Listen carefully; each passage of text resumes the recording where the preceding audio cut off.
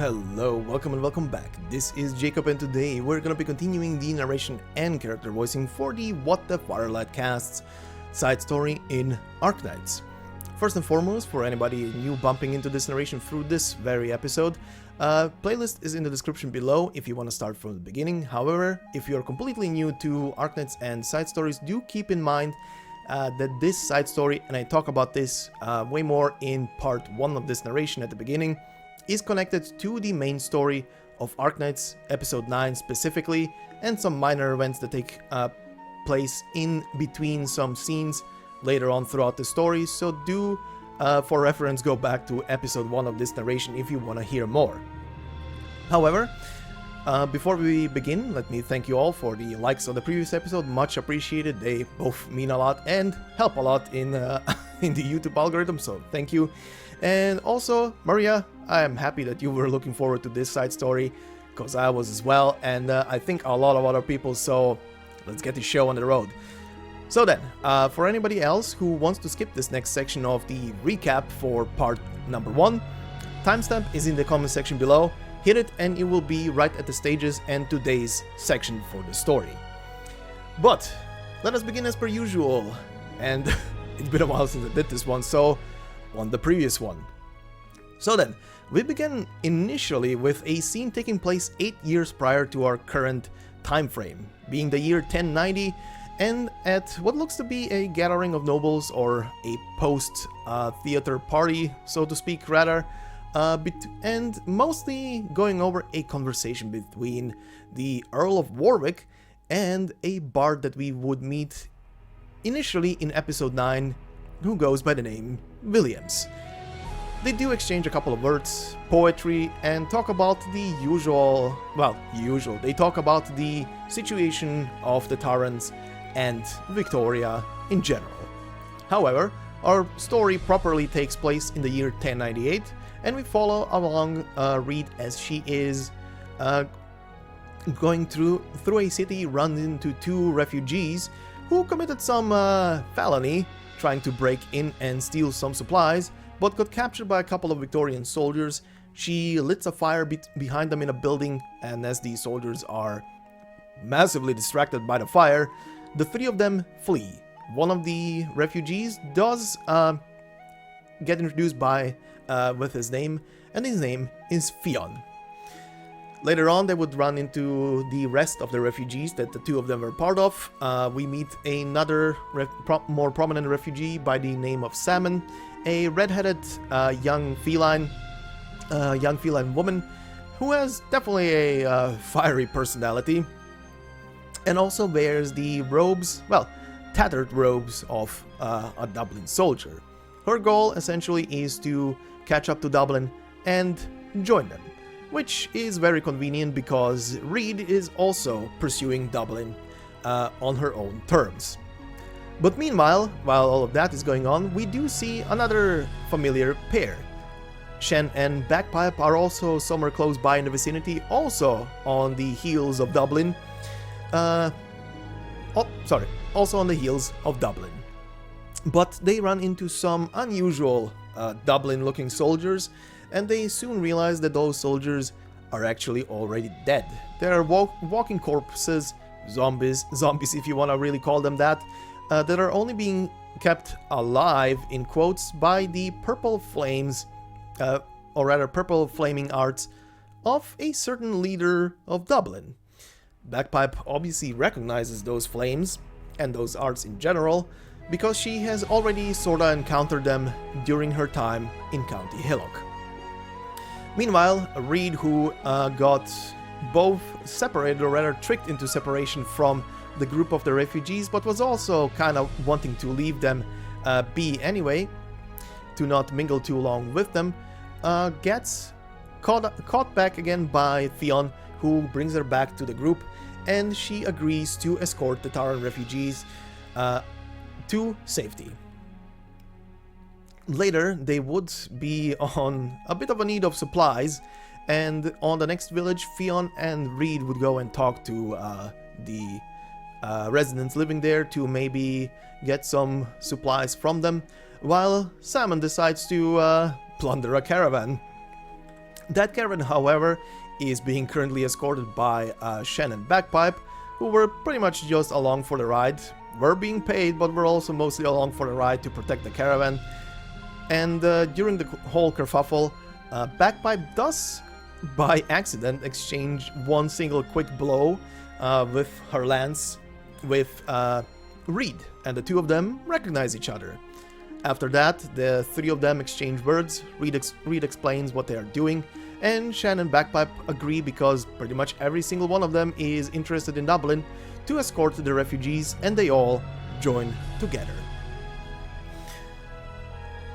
A bit later, Reed and Salmon would have a small disagreement. Salmon does seem to be recognizing who Reed potentially is, but she also has her own plans. The plan being mostly that she wants to rescue more Tarrans, just as Dublin has been doing in her eyes. Later that evening, they would spend the night in a village where they would have a time to catch a breather. Bagpipe and Reed share a nice little moment between each other on top of some hay as they exchange some words and talk about their pasts. At least as much as they can talk about their pasts. While in the meantime, Harmonie, who is mingling with nobles at a party, hears some news about a certain arson that has been done in the recent days, and the description of that fire immediately triggers her into believing that she knows who might be the originator of the fire, aka Reed, aka Loughshinny, a person that she has been looking for a while, but couldn't get a lead on. However, the moment she hears that and realizes that it could be Loughshinny, she freezes in place, and her expression upon her face betrays her, and the person who is shadowing her pretty much every move, by the name of Fisher, does catch a glimpse of that and immediately has his own little suspicions. And that would be where we left off. So then, let us begin with today's part. Today we shall be covering the story for stages 4, description for the training stage number 2, and the story around stage 5 and 6. Considering that the next part here is stage 7 and 8, I think is the finale. Anyway, plus probably or rather there should be an epilogue scene at the end. We shall keep that for the final part. But today we shall cover these 3 stages very quickly. So then, let us begin. Stage number 4, titled Scorching Dream. The licking flames distort the air and people's dreams.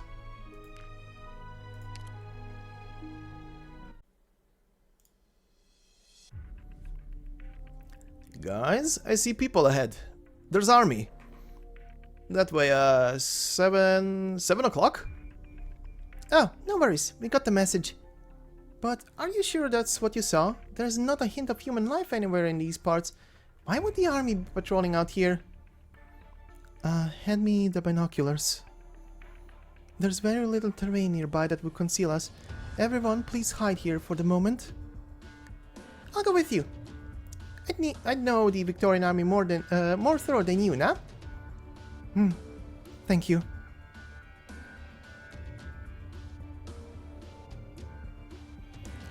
Salmon, come and take a look. If I crunch under this rock, the enemy won't see me from any angle, will they? Huh, not half bad. Good then. God, we go through the wastes for days without a peep. No catastrophe or savage beasts. And then we hit a roadblock at the very end. Just our luck, you figure.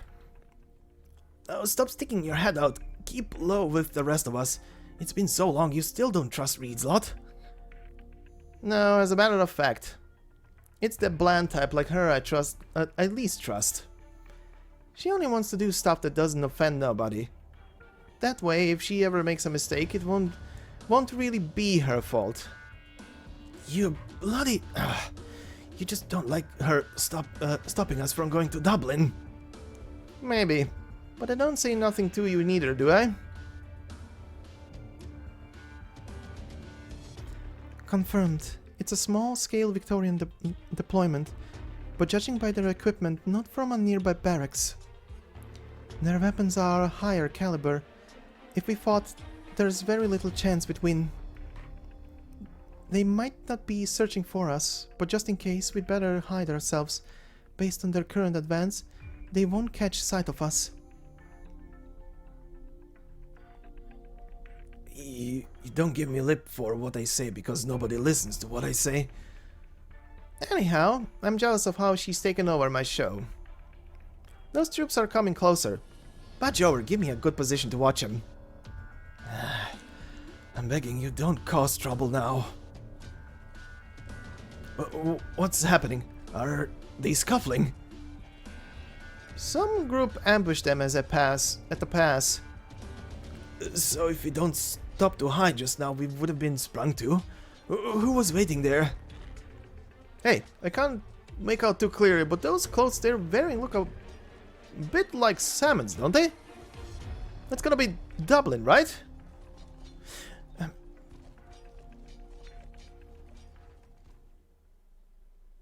Meanwhile, Dublin. One dawn 8 months ago, just after I'd finished work, I was eating breakfast in a cafe in Country Peninsula. A voice came from my radio. It said with their flames they would cleanse Victoria of filth. In the name of the Tyrants, they would declare war on Victoria. They called themselves Dublin. Just a bunch of greedy thugs trying to give themselves a title. Thugs? The ones common sense would identify as thugs more or less all died in County Hillock. Someone intended on using an entire city of Tyrants to test the Tyrant-born Duke, but didn't anticipate the Leader of Dublinn conversely exploiting that. After the conclusion of the incident, Dublin successfully purged all unstable elements from the city, and further gained the surrounding Tyrants' populist support, escaping intact directly under Victoria's nose. Dublin's leader is undeniably well versed in the behavior of nobility. It's no wonder considering her background and her hidden supporters. The leader and her intelligence personnel are both fully aware it was the barracks that shelled the masses with dirty bombs, that being why the truth of the Country Hillock incident will never be traced nor pursued. However, I've read the reports. All the reports. Some say the Dublin leader that appeared in County Hillock on that day is more than one person. That does match up with the other intel we got from the Dukes. Have you seen two jigsaw puzzles? They're exactly the same. As long as the forms are identical, they can fill the same holes. At the moment you put them together like this, most people who cast an eye would treat one piece like the other's shadow. Shadow? So that's why you suspect that previous arson case, the one tied to Dublin. It was only a suspicion at first.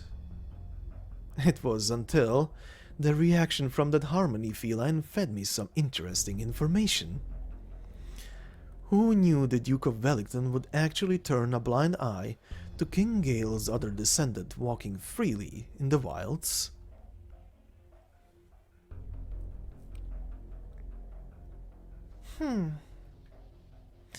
Madam, as you predicted, someone took the people from those farming households in for questioning this morning.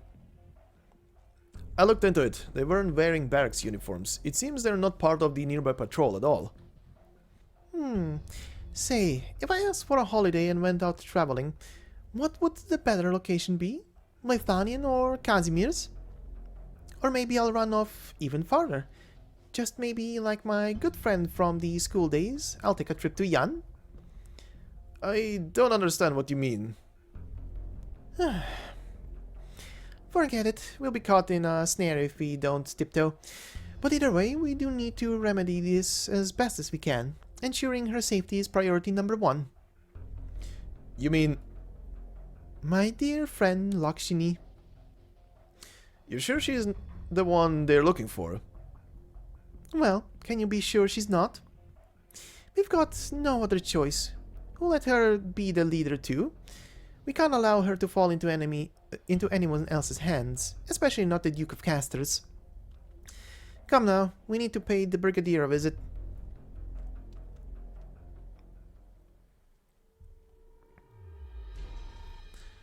Salmon, what do we do? You said you'd take us to a shelter with the Dublin squad, and now they're right in front of us, fighting with Vic's army. My gut says we should head in and help the Tyrant troops. My brain says we need to show some loyalty before we join them. I mean, right? Right? No. What are you people on about? We'd never beat those servicemen. And besides, what would Reed's lot think? They're hiding over there. They're not that near us. Maybe they won't see what we're doing. Oh god, down goes another one. We can't just sit here watching Tyrants get beat to death, can we? Fionn, take a look behind. How are Reed's bunch reacting to this?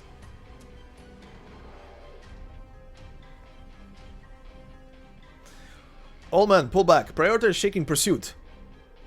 Our investigatory mission is complete. We can't waste our time here. Dublin's deployed far too many diversions. Captain, human activity at 3 o'clock. Who are they? Seemingly normal refugees with improvised weapons. Initiate contact. Confirm the true situation. All men prepare to fight on 2 fronts. Beware the possibility of Dublin's regular forces disguising as civilians.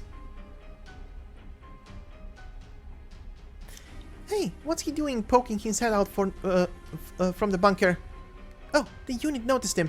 They're coming over. I'll try and see about negotiating with them. I'll tell them it's all civilians here.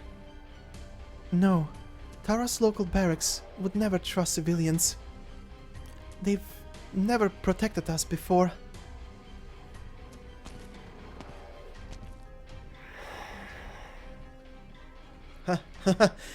Hi there, we're Tarrants. We want to join Dublin. Hello? What the hell? Fall back. Retreat ASAP. These 2 units are attacking us simultaneously. But aren't Dublin meant to be defending Terrans? I can't give you a response. All I know is these soldiers are already dead. Standard pile driver spear. Weir. You're ex-Tempest platoon personnel, aren't you? Oh, have we met before? Well, since we're not strangers, that makes things easier. We're not an ambush, and we've got nothing to do with Dublin either. You've got the wrong idea about us. Huh. Surprise, surprise. That Fisher boy only sent me out here to follow our trail, and here we run into his true goal head first. No, I'd wager he sent me here specifically to wait until he ran into us. Bagpipe, why are you protecting the Tarrants? Because that's our duty, right? The Tarrants are Victorians too. If we've cleared up the misunderstanding, are we able to cease fire? Attacking civilians is a violation of military discipline. What gives you the continued right to say that? What's wrong with me?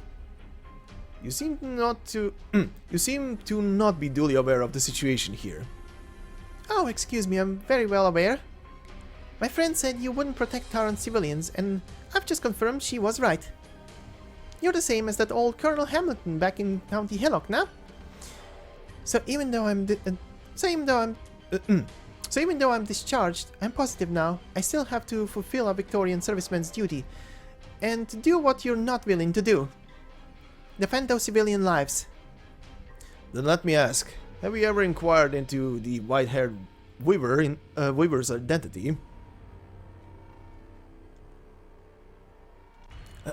Come on, let's go, Salmon. Everyone's looking to escape. No. Now's not the time to be stubborn. I know this is hard to take, but what Shen said seems true, so let's get away for now. Come on, survive first, then we can talk after. Who's that you're staring at? Oh, wait, it can't be.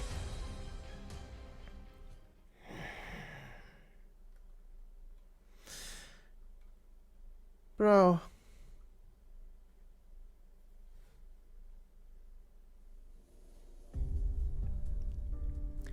There, Fionn. Your wound is like last time's.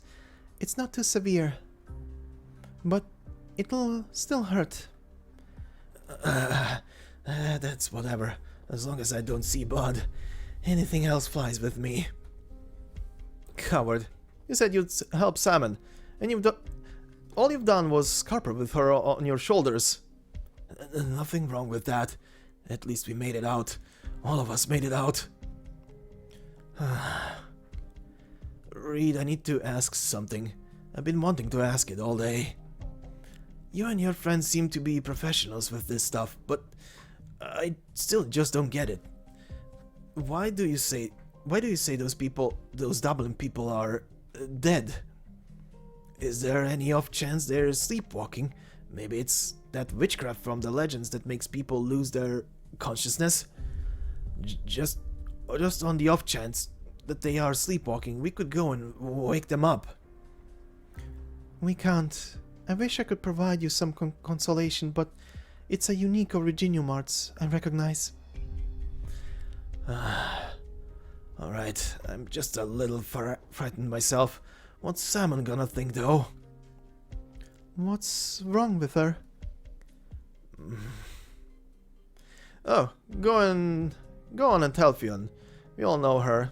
You were the one vouching for her since the beginning. She's a good girl. We wouldn't have come with her otherwise. The truth is, I actually know her because she robbed me once. We sat down and got talking with one another in the end, of course. She just wanted a pair of sturdy boots.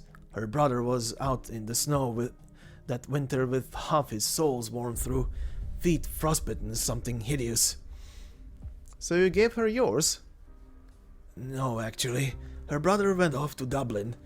I was only in time to cover for them. Couldn't do them any solid boots quickly enough. Fact is, she's been out here this whole time looking for her brother.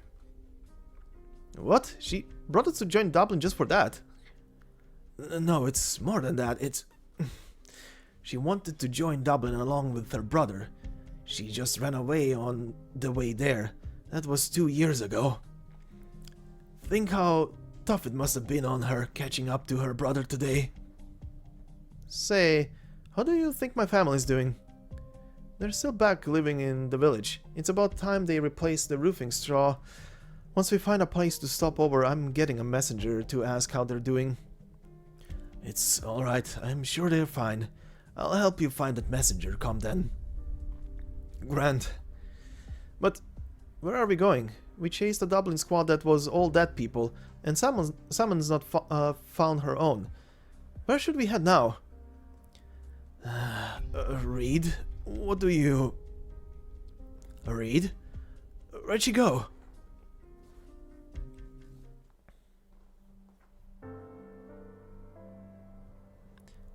"13, 14, 15. 3 less than in the day. I just don't get it. What kind of Originium arts is this? Makes me sick looking at it." She squats behind a boulder, looking around. The soldiers keep marching for their heart's destination, upon the Twilight Wilds. The colors of the Dublin uniform fade beneath layers of mud and soil. They seem as if held in a silhouette, one lit by a glimmer from somewhere unknown. I just need to pounce, then retreat, and I'll be fine. 100 meters. They turn to walk straight for the boulder Salmon hides behind. He's at the back of the squad. Looks like he didn't get to be the leader.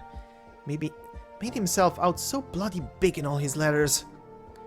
They're headed for... yeah, same direction as the letter said. 50 meters. Salmon clenches the wooden cudgel in her fist. Is the city you're heading for that important to you? Who's telling you to head on? You'd still go even if you died? Even though you're being battered by wind and rain and all these people, one after another, you'd still go? 30 meters. She remembers the first time she saw Dublin's troops 2 years ago. They told her once she was decided, she could come to them. The leader would give all Tarrants a place to survive. I'm sorry. I never could be as sure as you were. You never looked back, but I did. She rushes out. Like those Victorian soldiers in the daytime did, like Shen did, these people that have ceased to be can be knocked down again, so long as every attack comes swiftly enough, voraciously enough. Until they'll sleep peacefully in the soil of Tara, never called to stand again.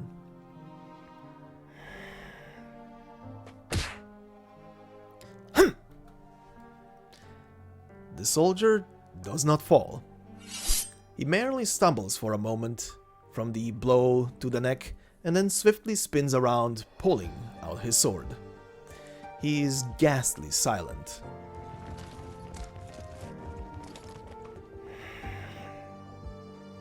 You lot, out of my way. I'll send you all right back with him. No, I'll do it. I was just here to find my brother, but you're all the same. The Dublin soldiers silently attack. Piss right off! At least say something. Square. That was... bloody hell. Head chest is just not enough, is it? Her cudgel flies out of her hand, blocking the next attack. And in that moment, the soldier's mask falls off. She feels a sort of illusion for a moment, as if the way he brandishes his weapon slows for a fraction of an instant. As if her brother is about to give him both his hands, like when Victoria's police accosted them in younger times, shielding her in his embrace. And then she sees his familiar face all so clearly. His forehead drips no blood, and his eyes turn no look to his little sister. Those eyes gaze to the distant, vague horizon, a rage of firelight longing burning within. Just like the night he decided he'd seek out Dublin. And Dublin's soldiers surround them. Salmon blankly, dazedly reaches a hand out to the man before her. Admiration, aspiration, guilt, regret. All swallowed up by the ice-cold fire that her fingertips brush. Fear. All she is left with is fear. The fear of that longing, maniacal burning unto death.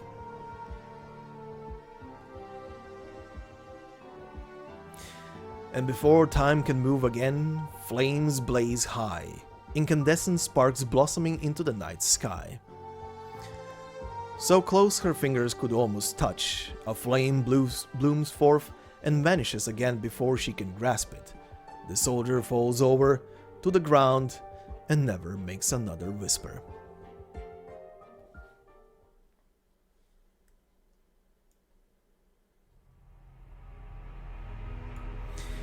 Alright, so we do have one new enemy here on this map, which is the Swamp Rover. A military vehicle capable of traveling smoothly through swampy terrain, fitted with advanced detection equipment.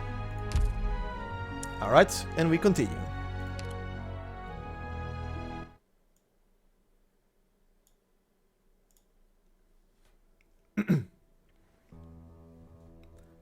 Are you scared of my fire?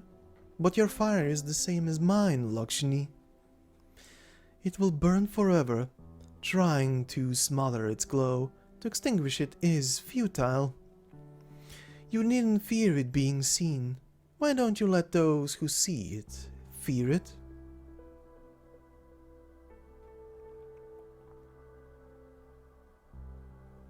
I know that in my body is a fire. If I feel for it, I can feel it burning me.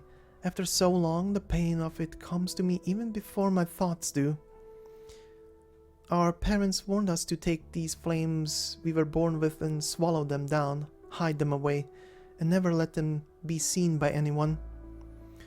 But I knew how my sister would secretly burn whatever she didn't want, and then she'd get something better for it. Can I do that too? Dad, can you take me to the bookshop? That morning, I thought I'd try acting like her, talking to my parents in her tone of voice. Every time she told them what she wanted, they'd agree with panic, like they were being burnt, yet with love. She and I had the same appearance and voice, and wore the same clothes, so why couldn't I disguise myself as her? I want to read the sequel to the Steam Knights adventures, since I don't want anyone asking me how come a Victorian wouldn't like stories about the Steam Knights. Tomorrow, Loughshinny. Your mom and dad are exhausted for today. Dad, did you recognize me? Of course. How could I ever mix up my own $2?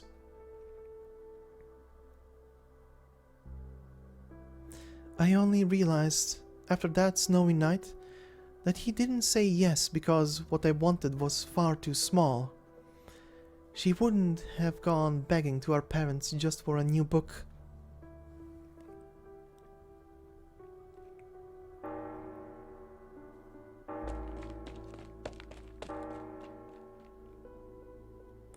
I followed behind her, running as fast as I could. The bells to reunite sounded, yet we no longer could go home. Eblana, where are we going? Where do you want to go? I don't know. Nowhere's home, so go knock on any old door. You just need to be honest to whoever opens it and tell them that we have no home to go back to on this snowy, festive night. No matter how cold they are, surely they'll sympathize with two children. Go, Loughshinny, don't be afraid. I'm watching over you. Under the glow of ice, purple flame, I knocked haltingly on the first door. The flames had taken the lives of those we hated so only moments ago, but I wondered so badly if those flames would come to kill me instead, if I did anything wrong.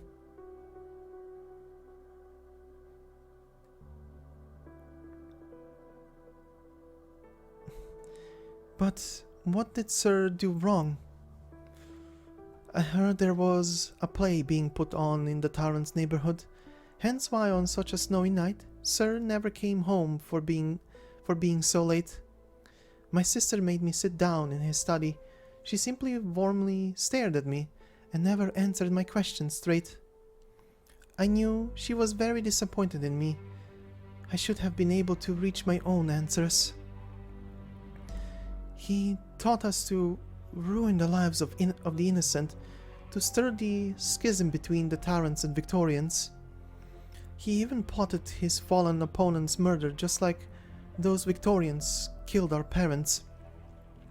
So taking his life was what we were meant to do. My sister could always do the right things while I never could. She gifted her spear to me, yet every time I gripped it, the pike burning with flames, I shivered, just as I did now. Am I right?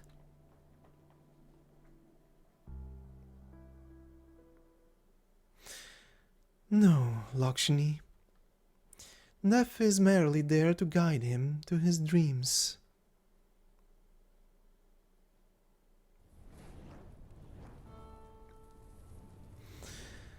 He showered us in conspiracy and political trickery, peeled us of our freedom and dignity.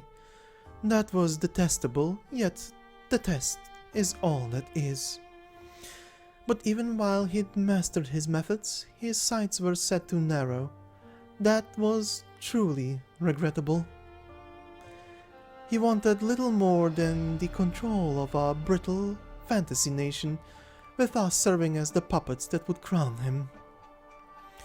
The power I look to have in my hands is far grander than the daydreams of that madman. What about you, Loughshinny? What do you want? Yes, it's good that your blood and your upbringing have you carry yourself high, but if you want for nothing, then what sort of position am I meant to leave by my side for you? Go on, this is your wish on a snowy night. I'll let you aspire as grand as you want.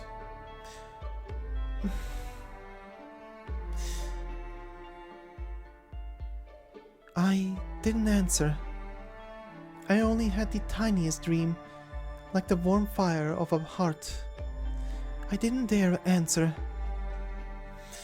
No matter, my sister. If you don't know where your own desires lie, then first become me. From here on, you and I are both the leader.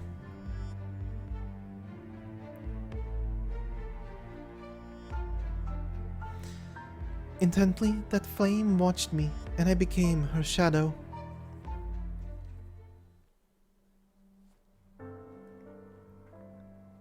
Huh. Have you been after me all this time? Since when? No, I simply heard from Fionn that you'd seen your brother in the squad of part of Dublin. I guessed you'd come here yourself. It's not as if it's any of your business. I've been searching all this time for these dead controlled by arts. I want them to find peace. And I can accomplish that just as you saw just now. Gone are the marching footfalls of soldiers. The barons turn silent. Neither of them say a word. After a while, Salmon squats down, brushes the dirt off the mask, then carefully places it over the soldier's face. Meddling little Fionn. Did he tell you about the first time I ever saw Dublin? We were in the city, me and my brother. If we were in good moods, we'd line up to see if any of the pubs needed last-minute waiters, or what have you. If we were in bad moods, we'd hit Vicky's windows with our catapults. Couldn't tell you if all the nobles were Vicky's, to be honest. I just knew the one who drove us off the AG plate was. Then, one day, there was this injured woman lying in an alley who shouted at me in Taran, wanted me to deliver a letter for her. We guessed who she was. I delivered it and found her a place to hide. I told her of all the scummiest Victorians in the city. The number one would be that one with the tiny mustache who issued all the decrees. Bloody Originium product taxes, alcohol taxes to target Taran drunks, ordinance to round up the unemployed Tarans and house them in one place. He was the one on the telly delivering all of that. And then there was the army man stationed in the alleys. I couldn't do nothing but watch him beat all those people to death. And if I'd stared at him a moment more, he would have taken me as well. If she and her Spectre Force wanted Marks to attack, then those two had to be on the list. But I was wrong. She responded, it wasn't Dublin's aim to retaliate against Victorians in Taran's stead. My brother told her which noble had the biggest house, which had the poshest dinner parties, which had a treasure hoard enough to arm an army, support a plate's farmers. That was even more wrong, she said. Dublin wasn't stealing from the Victorians to give to the Tarans. And she said, if all we do is kill a few people and set ourselves in their position, it won't make things better for the Tarans. It'll just make us become them. Just like how Tarans who learned Victorian etiquette, copied Victorian accents, could pass as Victorian nobles. Then, did she tell you what it was Dublin wanted? Ha! Nope. But my brother had it all figured out afterwards, so we decided to join Dublin and went following them on the info they left behind. We left the nomadic city, heading for a settlement close by. It was along the way there I suddenly remembered how Dublin disposed of their eyewitnesses. I was scared for my life. So scared I felt I had to run. It's not as if I hate every last Victorian, you know? And if I'd hate them, I'm not prepared to make them bleed. But there is no alternative to it. I don't like saying this, but Dublin is an army, and the one thing armies face is war. I know, of course I know. Rationally, I know they're in the right. What's wrong is I can't do it. How come I can't do what my brother could? How could he be so sure while I had to run? How could he put up with dying and burning after death while I can't even stand seeing him turn out this way?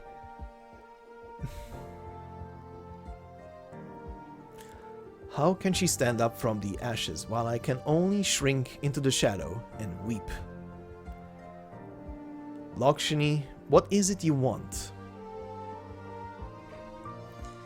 I wrote for you what my life knew in terms of love and dreaming too. But in your burning ecstasy there was no place to hold them. What?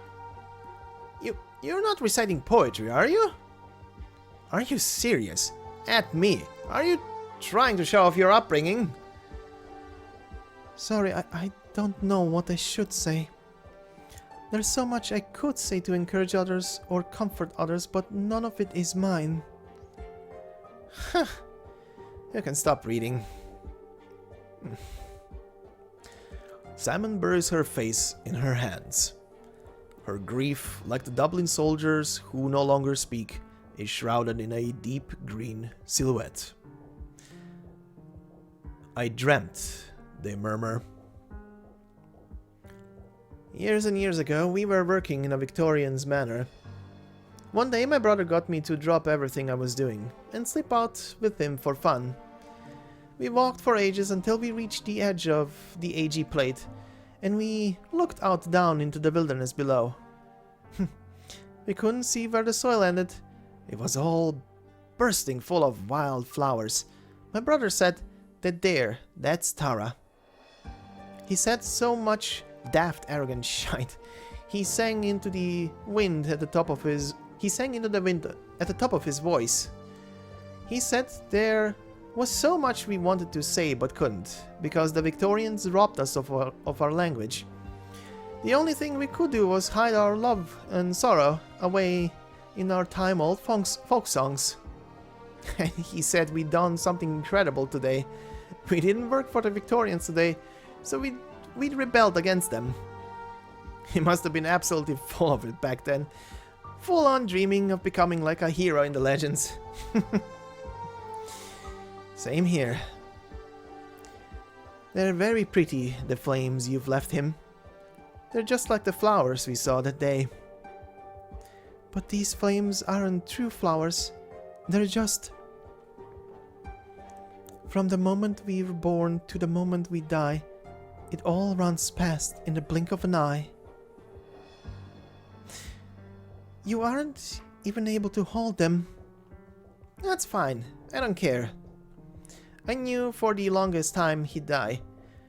Even I was prepared to die when we went looking for Dublin. I don't care. I never trusted he'd die like he bragged, like we dreamt, with a hero's death. But at least, Reed, I want to hear the truth. Your truth. Was the future Dublin promise the thing he was chasing ever once he died? Was it made up?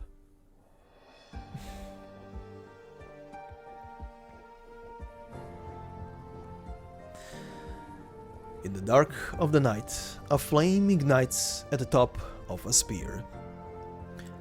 Cast in the firelight, Reed sees tears, finally flowing down her face.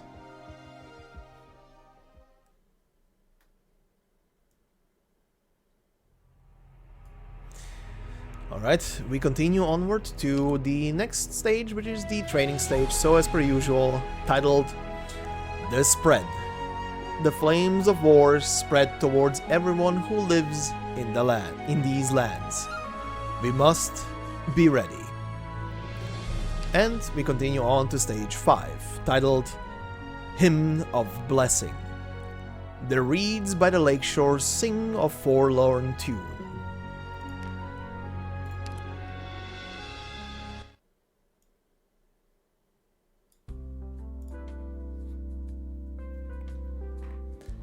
Reed, how's it going over there? Yes, no problem.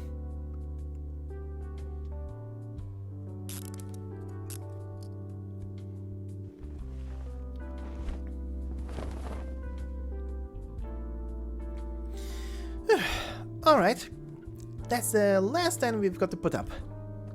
Oh, you two are a powerful pair. Right, you were taking off, weren't you? Aye, Chen and I are investigating those specters that were under Art's control. We've still got other assignments once everything's done here. This is the edge of County Trent. No barracks will be coming looking for trouble no more. If only we'd been better at maintaining order. Wouldn't have had all this commotion and unjust treatment. Huh? What are you on about? If it weren't for all of you, there's no chance we would made it this far. If this were my own home, I'd be treating all of you to a nip of elderflower liquor tonight. I'd even be giving this stuff away. Would most of the supplies we have on hand come from Rhode Island you lot are from? If you write to Rhode Island, will you get the message? We'll be letting you know once we are settled somewhere. If you're ever back in the area, drop by and say hi. Maybe? Once Victoria's war comes to an end, plus there's someone Shen should be meeting. What about you, Reed? Where are you going next? I think I'll make sure everyone has settled down before I take care of my own business. Even though they are away from these Cathanan fields, their crimes and the hand of the lights out bell, the Tarrans still live in muddied lands trapped where they stand. I think I need to help them come up with ideas. I can speak both Tarran and Victorian. If we enter the cities later on, we'll turn into people of all kinds, and I can help negotiate. At least I could do it more easily than others. Oh, right. When you went looking for the Rhode Island safe house today, did you get followed by anyone? I don't think so. It's okay. Thank you for reminding me. If those soldiers are here for me, I won't be afraid. And also, thank you for your kindness.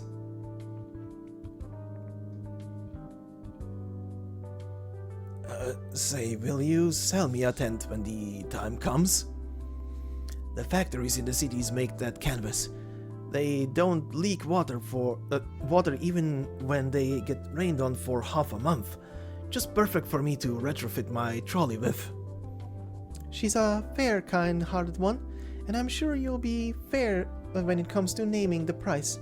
I think you two would have no trouble reaching a deal. I'm joking. Where would I find the money for something this nice?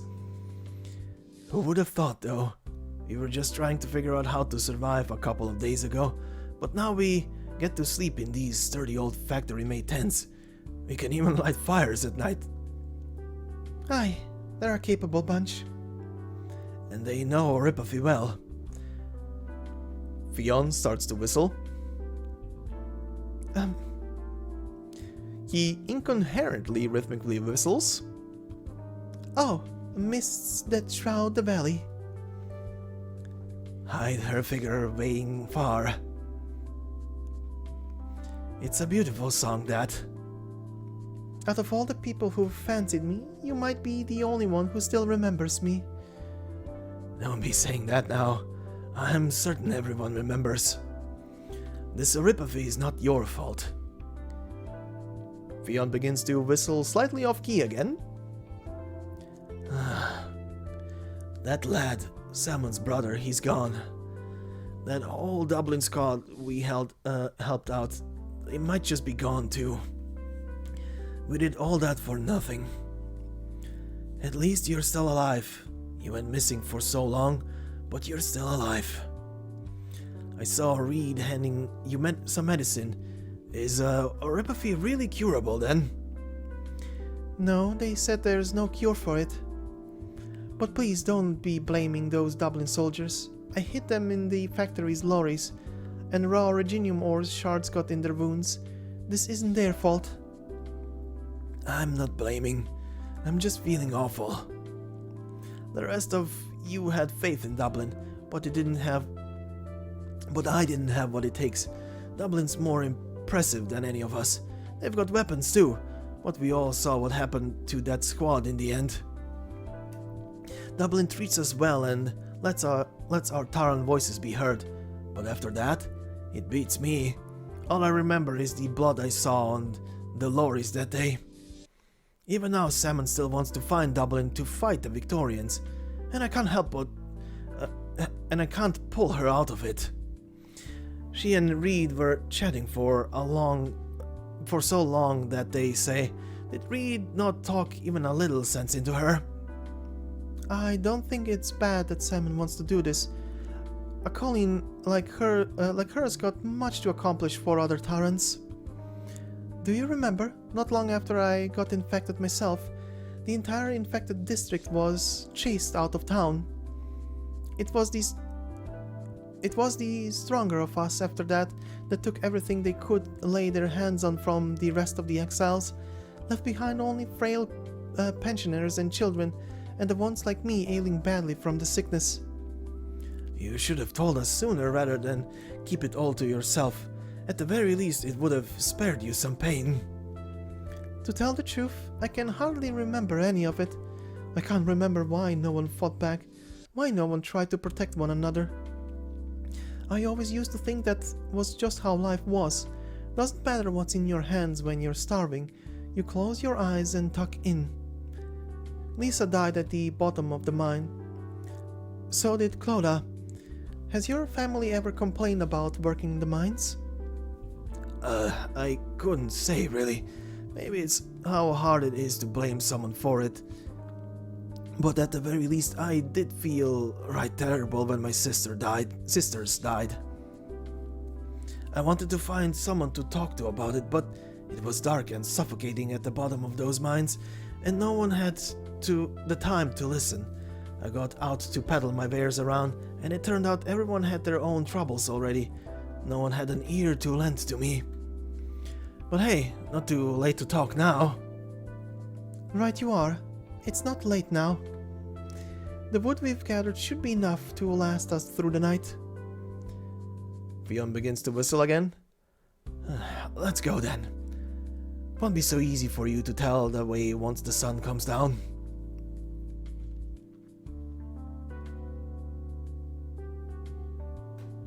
Hey, the pot's bubbling. Can I have a bite now?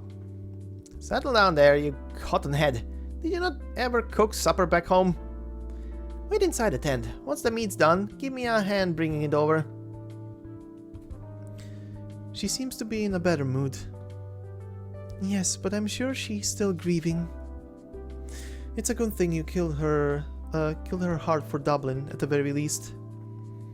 You knew? And I imagine with you here, they won't stray onto the wrong path. Though, it'll be hard for you to keep walking with them, Draco. I'm not wrong when it comes to these things.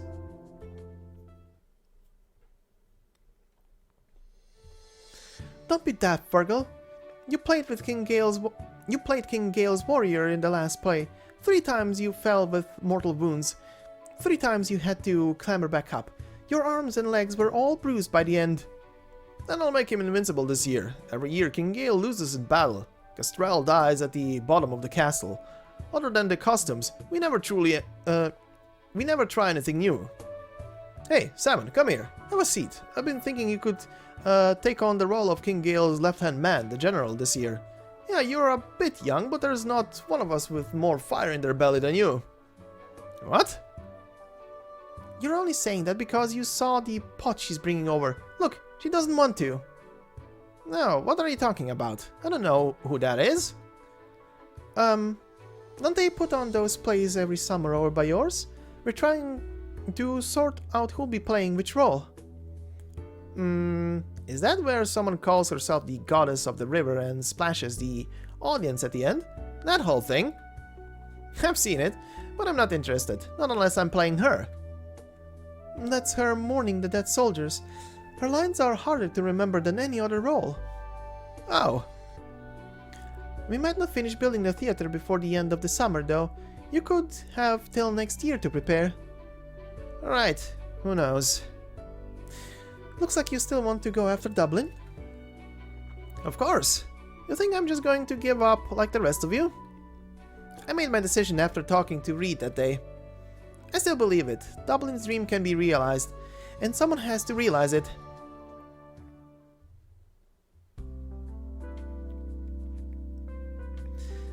What is it you want to find out from me? I have nothing to ask. I've seen what you've done for myself. I trust the judgments I make seeing what I do, and I trust Rhode Island's judgment. But right now, in the eyes of most Victorians, there is only one Draco still alive. Dublin's Red Dragon, the descendant of the Taran King, more than enough to fill the dukes with their sinister ambitions and the nobles with anxiety. It must be difficult for you. Does she know my identity then? Bagpipe? She is actually very smart and attentive, but there's a great deal she doesn't like to think negatively about, especially not friends she approves of. If we continue on our journey together, that's something the both of you and her have to face eventually. Are you advising me to leave as soon as I can? What's done can be undone. You can't run from the responsibilities you have to bear. But I think that to some people, whether you are a Draco or not, doesn't actually matter so much. Somewhere in the background, some horse singing.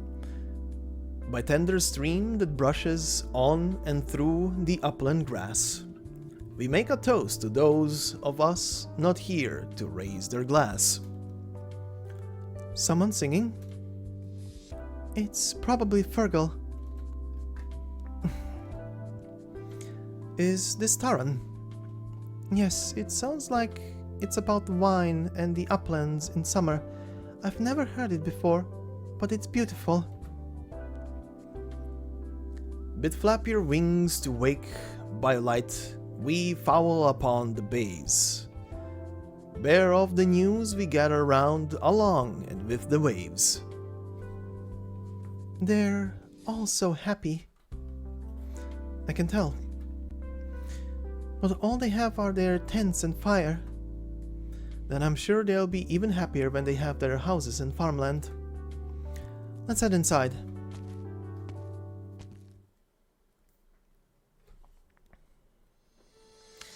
Chen, you're finally back. Here, look at this. Mr. Aldrin can whistle with a blade of grass. He begins to whistle sharply. My pitch can be pretty off. My dad was really good at it though. I picked up a bit here and there from him. Oh, you don't mind if I sing along a little, do you? Go ahead, it's a ringing song. Only thing I'll take offense to is an empty bottle. What's the lyrics then? Is it okay if I sing in Victorian? Let me fetch someone else. You just listen to them. Fionn, you're up.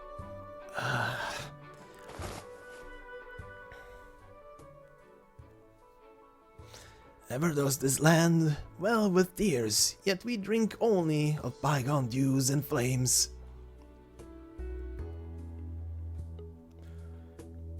Now before I continue here, how much does this remind you of another very similar picture?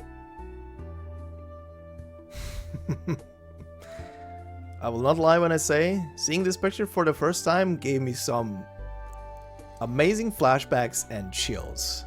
But anyway, Salmon continues to sing along. By winding lane that blooms with rose and bellflower on the loam. You're out of tune. That's horrible. Shut up. Not like you're any better. Sharp whistles continue. I'm begging you, enough of that noise.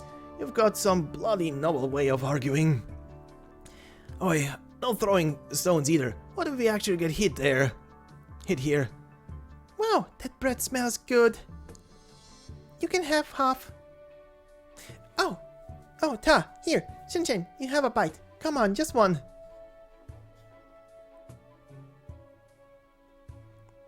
Lush, isn't it? I wonder what herbs they're using. Can't tell. You spent ages back in Yan. What did your taste buds get more fussy or just duller a bit? What do you think? We Lungmanites brew our tea in the summer with 24 kinds of medicinal herbs. Really? Oh, you're pulling my leg again, aren't you? I'm not. Are you enjoying yourself, Reed? This is how their lives could have been all along. A bit better than this too, of course. You gave them their lives back. Reed, you know, Tara, no excuses from you. Sing! The Taran refugee lets out a teasing whistle. Sing!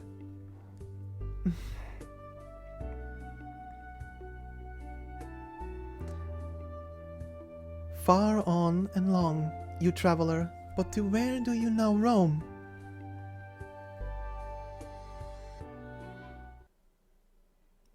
Meanwhile, the transport will leave clear tracks in the mud. Should we take a detour?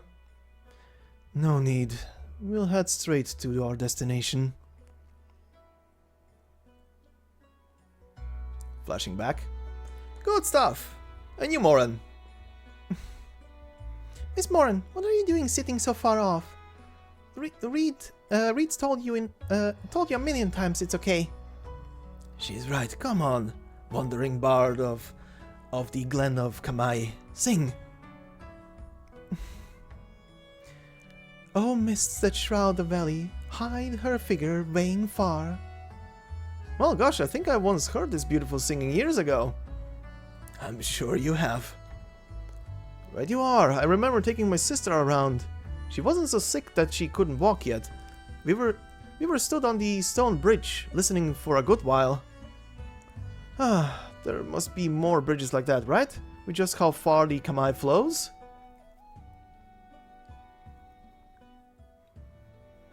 Bit breezes past the rugged lime. Bring these civilians under control first, but don't let any of them get hurt. Our target possesses excellent military accomplishments. Avoid direct confrontation to all possible extents.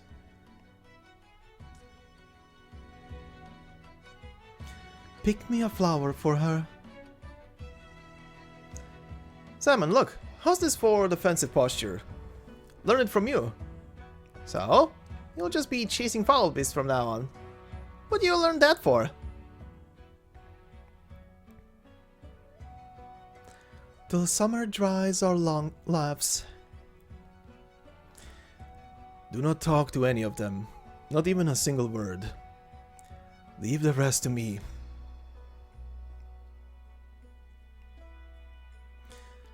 Bare bottles chill the bones with hurt. Don't forget, we need to be out before daybreak. We make a toast to those of us not here to raise their glass. Crossbows at the ready. Prepare smoke grenades.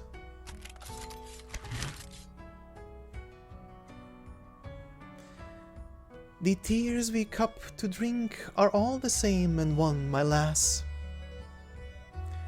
I'm hopping out for some fresh air.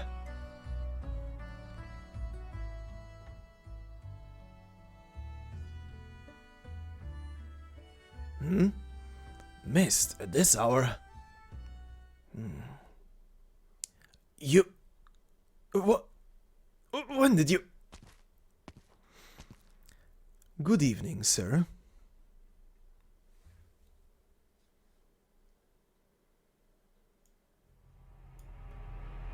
So, we do have one new unit here to add to our narration, which is the Dublinn Flamecaller. A caster in the Dublinn forces, skilled at manipulating flame, ignites everything around them, even their own deaths.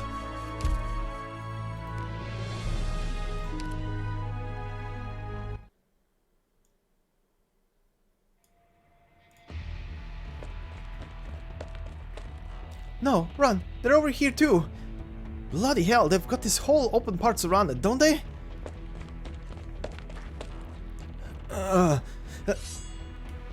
Freeze. Okay, I will... Bit too close with your saber there. You won't slip or anything, right? Reed, help us. What do we do? Against this many, it'll be hard to force our way out. Huh? Did they just break my cudgel in half? They're acting very confident.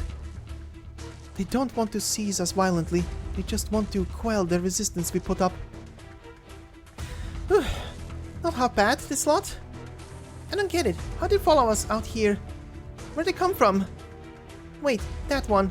I've seen him before. A couple of days ago when we ran into the Spectre Force.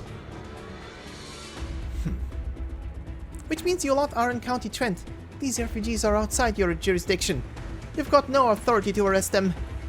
We'll have to take off our gloves here if you're not going to follow the rules. The rules? That goes for you too. I see your pile driver spear missing its shells. You shouldn't be in a mile of the battlefield, soldier. It's not like this was meant to be a battlefield, was it? They're not even put the campfire out. Watch out. A black dagger slides forward without a sound. Its tip reflects not even the slightest bit of light, instead drawing a path of smoke. The dagger points intimidatingly at Bagpipe's throat, though its bearer gives it no glance. His eyes have been focused squarely on Reed. Reed can tell clearly from his sharp glare that he and the army are out for her here. Isn't your pike meant to be burning with flames? I suggest you drop the futile resistance. Make the smart choice. Lay your weapons down and hear me out. I have nothing against the tyrants, let alone any plans to retaliate against civilians. And as for steering the masses clear of ruin, you and I should be united on that front. Here's the official paperwork. What?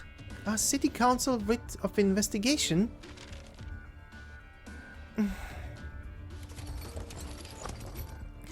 The former Victorian soldier sets her weapon down. Per the Council of the County of Trent's decision, I am here to investigate an overlooked, puzzling aspect of the arson cases. I have no other choice, correct?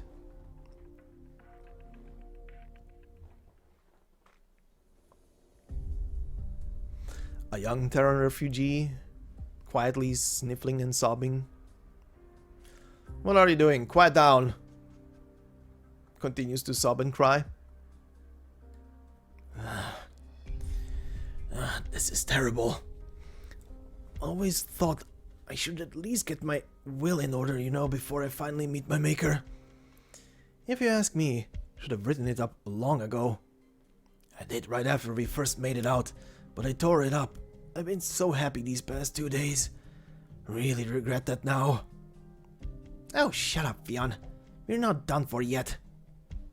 They've got us all tied up and gagged, and everything we had to fight with got taken away. What else are we gonna do other than wait to die? Interrogation, terrifying word. How many Terrans do we know made it out alive of out of an interrogation? And who knows what they're prying out of a woman as kind as Reed? We all know each other, like family we are, but we don't know Reed from a bar of soap, don't know where she came from, don't know what she was doing before. What, is she an enemy to you now? No, that's not what I meant, I just... Simon, you can't just make someone not be afraid to die. We can still see the fire from here. How long's it been since we last had the light of fire on a cold dark night? Really though, thought I managed to escape, I did. You even came about borrowing some stuff to rustle up some money. Didn't I say I'd make you some smoked fowl to sell? Enough. We need to think of something. Figure this situation out. What? Figure this out? What good is it gonna do us? I'm fed up of this. That's all. I hate listening to how much you just sigh. Squatting about in the Terran quarter, passing by village, threshing floors. It's just sighs everywhere. I'm sick of it. Enough, save it. Don't ask me how. You've always managed to find a way out. I'll draw the attention of those guards. Whatever you're going to do, figure it out yourself.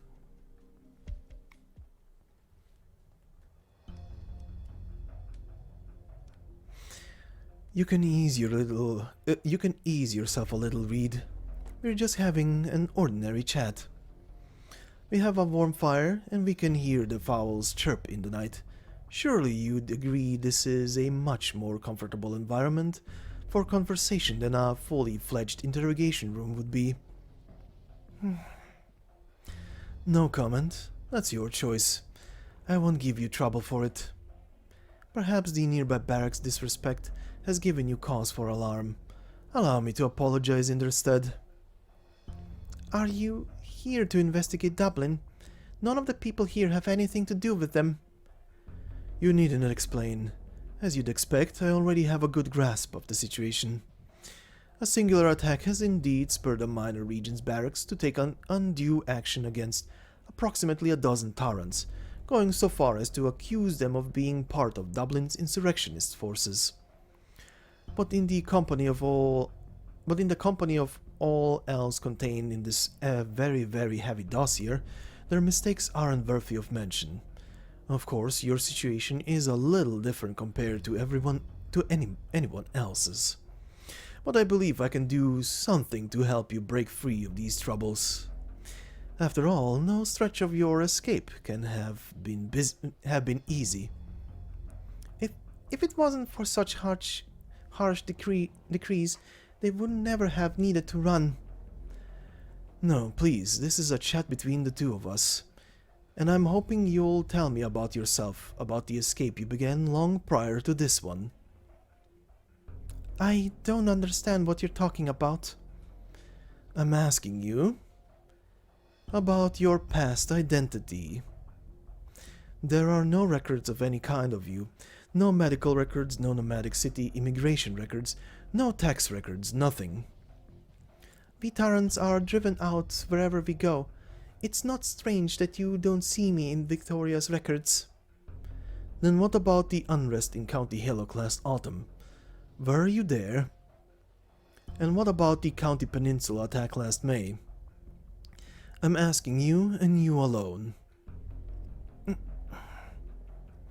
Madam, if one does not tell anyone their birth name, where they are from or who they are, wouldn't you say they're just like a shadow?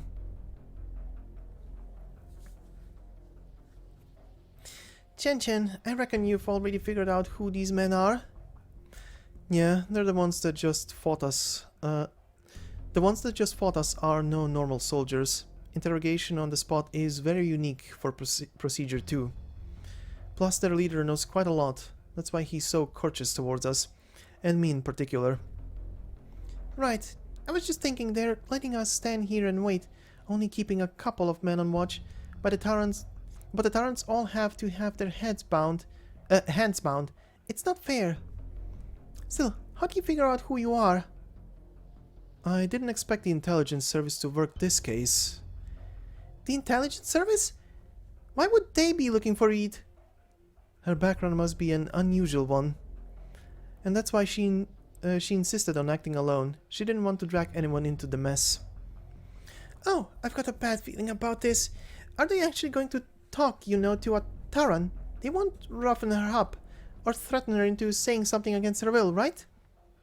Keep your voice down. I remember what you wrote in your report on County Hillock. Right. He's got his writ from City Council. He says he'll keep the peace and he has nothing against Tarrans, but... No, I should trust more. He's still an arm of City Council. He's not here to mess things up. Most people can't withstand the pressure of interrogations, though. Do you remember how we did things back in school when we partnered up? Oh, your hand signal. I do. I remember. I remember. That's the one we communicated with the time we snatched those hazardous Originium products. Good thing you remember. It doesn't matter what Reed's background is. If she ends up as someone's pawn, that's going to send ripples through the status quo. Yeah, and it'll be a nightmare on her as well. I mean, she's always seemed like she's been trying to shake herself off something. I hear you loud and clear, Shen Shen. We'll bring her back to Rhode Island. Meanwhile, dearie me, what's pristinely clear tracks? it seems your opponent is extending you an invitation again. Oh, please, less ridicule. And unfortunately, I'm afraid invitation is an overstatement this time. He doesn't even so much as care about what dance his guest intends on. We're making our positions plenty clear just by showing our faces. Dublin will rescue poor Loughshinny, expose her identity, and in the end, testify as to where I really stand. And he knows. I have to wade in, so the other Draco of Tara doesn't land in his Duke's hands and lessen the leader's influence as a Draco herself. No matter. I shall wipe his ambitions clean.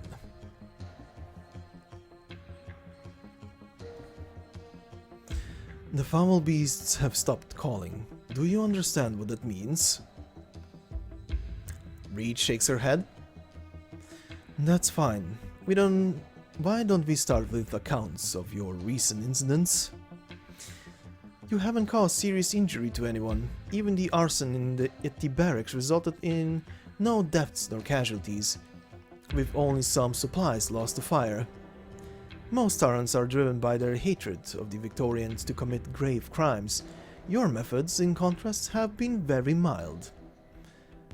Some witnesses even attest how you tried to fend off the Dublin soldiers. Do you admit to all this? I can only admit, I by no means wish to harm others. Good, I can believe that. You have a fair consciousness in you. Now if we can turn our attention to the quiet and foul beasts. It seems your Dublin friends are here to save you. No. I can't go back. Go back? Oh, you mean back to your life as a shadow? Back to the kind of life surrounded by smoldering corpses where the ashes of the dead coat the city streets? To someone blessed with a consciousness, it must be a very painful life. But it so happens you have a chance right now. You can make your own decision. Accept our protection. Your past crimes will be looked into no further. I will never. She must run.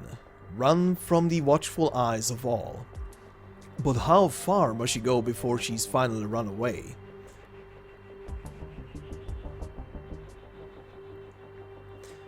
Now. Aye. Sorry, but you want to try on my force cracker for size again?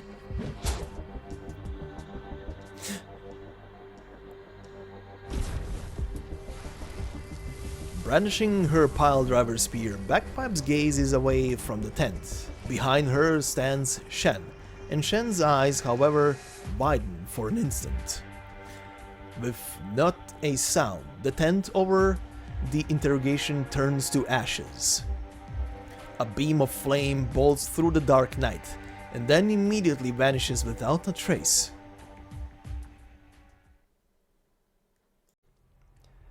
Alright, and we continue on to Stage 6. Stage 6 only has an after scene, so we shall tackle the usual first.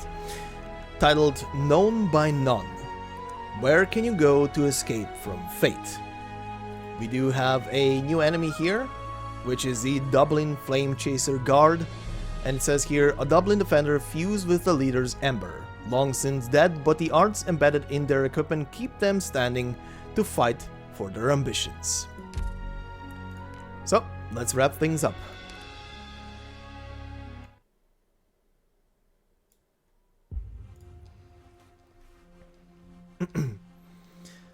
I know what you're thinking, but none of your caterwauling will distract us. That word right there is just another word to say cause commotion. Really? Sounds to me like they're putting up a fight at their end. Sure you shouldn't give them a hand? Quiet. Ha! You've got some balls to give me some lip, Vicky. Quiet, or I'll split your skull open. You, Victorians, what gives you the right? Don't oversell yourself, Taran. I have no prejudice or hate against you lot. At most, I think you're just sad. You're a political force to be used, a piece on the Duke's board. We've been as friendly as we can to you, since that's just common courtesy. But you should know a band of refugees dying here won't be any skin off our backs. Have we got orders?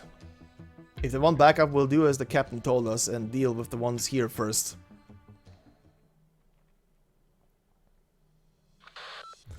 Target fleeing. Inbound towards Team 1. Team 1 and 2 continue the pursuit. All other units retreat.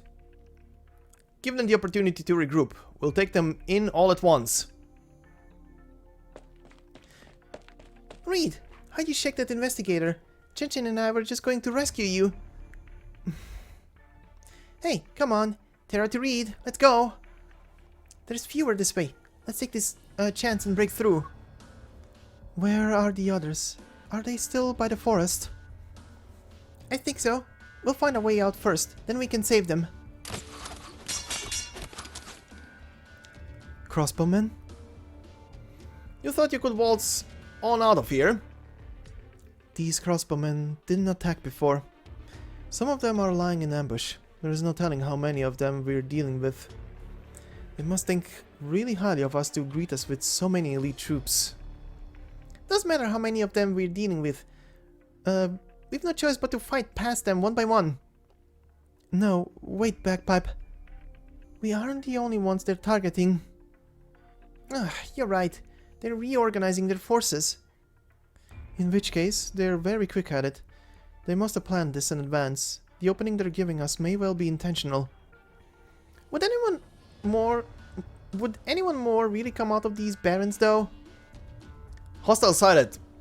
Prepare grenades. Alert the decoy team.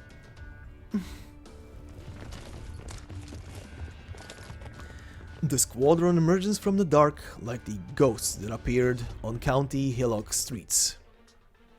Bagpipe's grip tightens on her fort cracker. Dublin.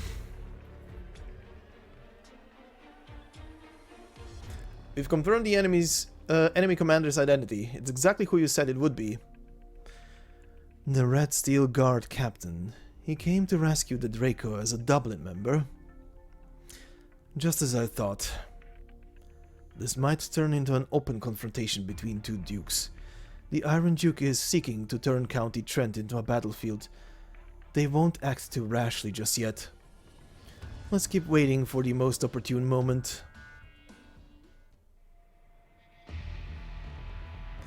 Target sighted. Prioritizing capturing her. Out of the way! Your weapon. You're a Victorian soldier. She's got a Victorian soldier by her side. Huh? Is that so strange? There's Victorian soldiers everywhere here. Split the three of them apart. Don't waste time on anyone who isn't the target. We've secured the target. Team 3 evacuate with the target. Target? You mean Reed?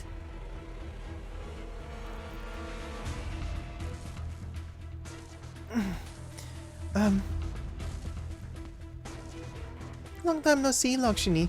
Say, we're all friends, aren't we? Don't be too nervous now. And no getting worked up either. Such a touching reunion. I can't imagine you'd approve of greeting your old friend with violence, It really is such a shame. You know, you were always open to leave. In fact, the leader acquiesced to your little runaway act. Are you taking me back? But I can't go back. There'll be no place for me there anymore. No, there never was any place for me. No, Now I understand. Not fond of your status as a shadow, untrusting of the man recruited by your own lies. But where else would you go if not Dublin? Where would you make your home as a Draco? I am... Loughshinny. Oh, poor Loughshinny. To tell the truth, I have some genuine sympathy for you. You see, you only ever spare a few more words for me when it comes to all that fictional poetry, all that made-up flowery language. It makes us feel like we really are old friends. If you had your own life to live, you'd be roaming the ancient moors like the bards do, or wheeling the day away reading, cozied up in a nice little hut, making a living for yourself by writing copies. Wonderful, wonderful dreams, I can say that. So living aboard the ship must have been oh so satisfying for you. Why didn't you keep laying low, I wonder? The leader knows, doesn't she? In County Hillock, so many innocent civilians killed in the scheming and the plotting. She knew for the longest time, didn't she? Well, you know her best. Why double check with me? If they hadn't perished in the County Hillock melee, the leader would have done it herself. Truly a series of shames. If the illusionist and his merry men went about County Hillock following their orders instead of getting up to their little tricks, they could have lived out a few more days by the leader's side. If Mandragora had done what she was told in Londinium and brought this spy back, she wouldn't have needed to die that horrible death down in the sewers. And if you Joyce kept on staying in hiding out of the Fate's way, I wouldn't be so inclined to fetch you back for Dublin either. I have to run. But where will I go? You should feel lucky, honestly, that I found you first. I'm sparing you the time you need. If it was the Brigadier who came across you, he would have murdered you the moment you'd hesitated. No, they want me no more than a shadow. I won't live a life like that again. Taking a spear to the ashes has to be so much easier than tearing clean through bodies of flesh and blood.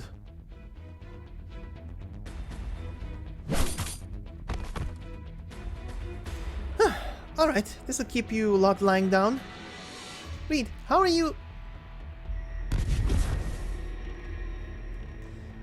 Don't look!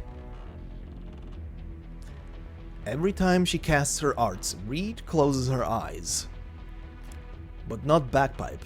Bagpipe sees a flame light atop the apex of her spear. Right, didn't she meet her in County Hillock? She was the Dublin caster stood under the statue in the square, staring coldly out at the burning streets, at the deaths of countless people. She trusts Outcast and Rhode Island, and it makes her not want to believe her own impression, her sole single glance. You're... Bagpipe, how is it going over there? Can you lure Dublin side and the intelligence service muscles together? I'm on it.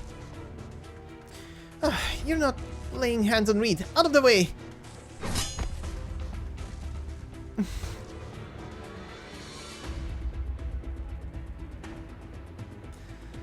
In the brief breath she catches between stance and attack, she reflexively looks behind herself again. A mist sweeps across her view, crossing between her and Reed.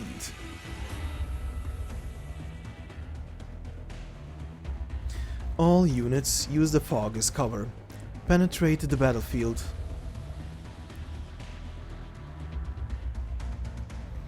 Virginia Mart, stay alert, get her up. Reconfirm your positions. The Brigadier, you're here. Yes, you have command now.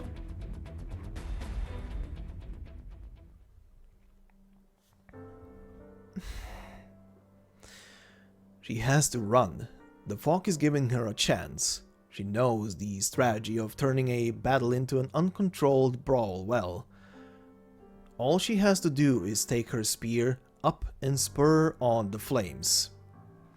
But what comes after? She's Dublin's leader. She stands for Dublin's flames. She set light to the land in swaths. She took lives upon lives. She made illusionary promises, all in her own voice. She proclaimed time and again she would bring about a new age, one belonging to the Tarans. Team 1, attack straight away. Do not be concerned about hurting the target. Dracos have excellent physical resilience. A few wounds won't kill her. She is a Draco. Her parents died on the snowiest of festival nights for this bloodline. She and her sister traveled to the city, to one city after another, living the childhoods that ambitious politicians who aimed to restore the monarchy had in mind for them. She was born with her flames. Even now her veins and organs can feel that scorching pain. Where must she run to escape from that fate? Once she woke up on a sickbed aboard Rhode Island. There she laid on the bed and read. In the book were descriptions of Victorian's exquisite peace, of Tara's gentle and melodious madrigals.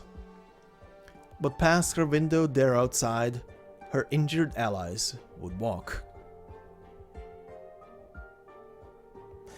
Even when she shuts her eyes, she can see the city in ruins.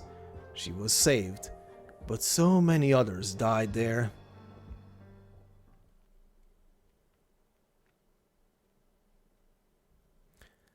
Do it. Captain's given the order. Take care of them first, then we'll deal with Dublin slot. Don't worry, Taran. The blade works fast.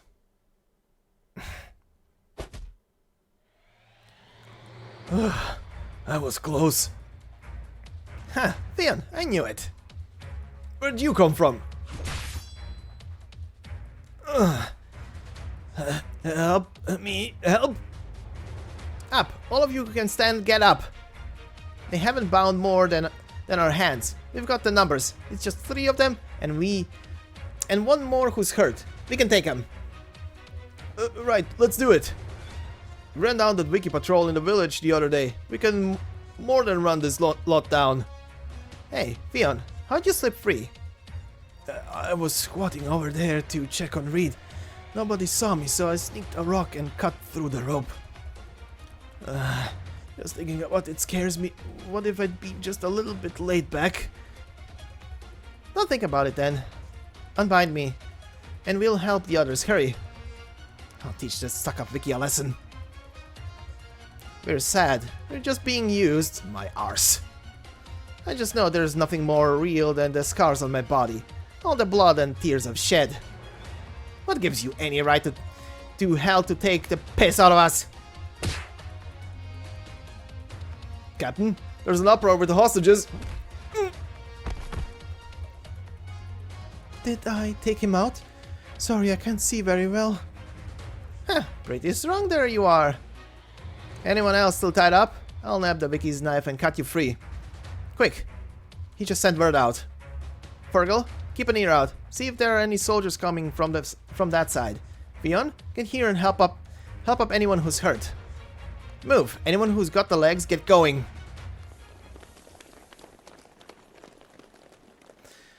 The refugee Tarans stumble frantically, running ever deeper into the woods.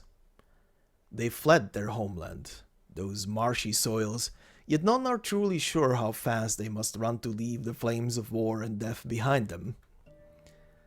If they can just escape this dark night, will that mean they can rebuild their homeland, free and peaceful?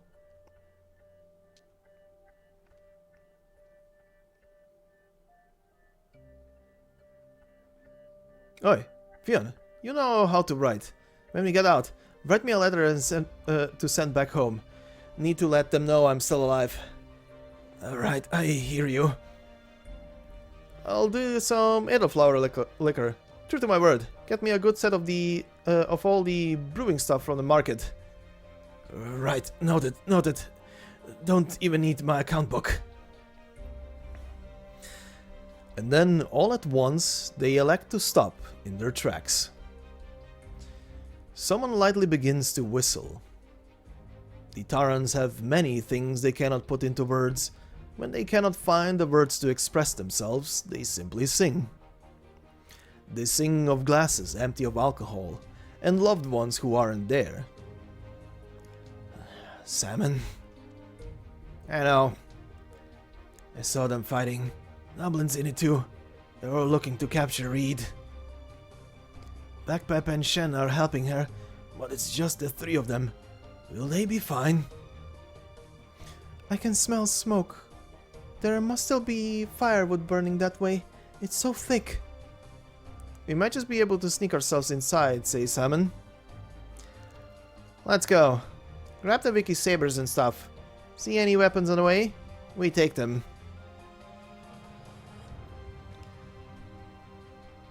Where must we go to escape from the Tauren's fate?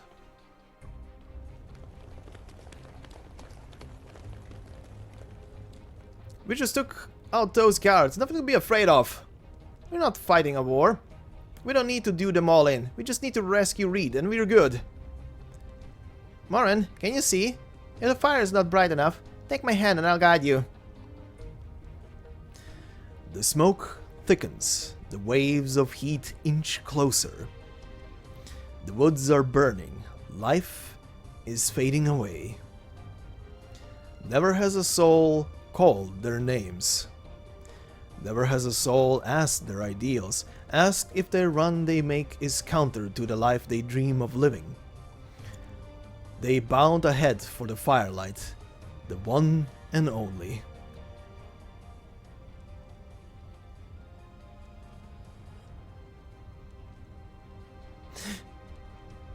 Reed, are they calling to me?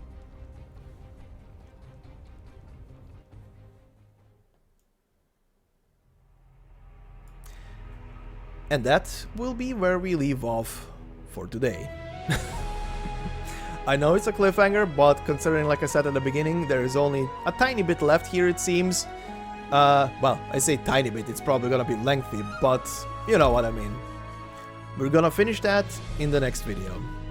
But, as always, I hope you enjoyed this video. If you did, please consider leaving a like on it.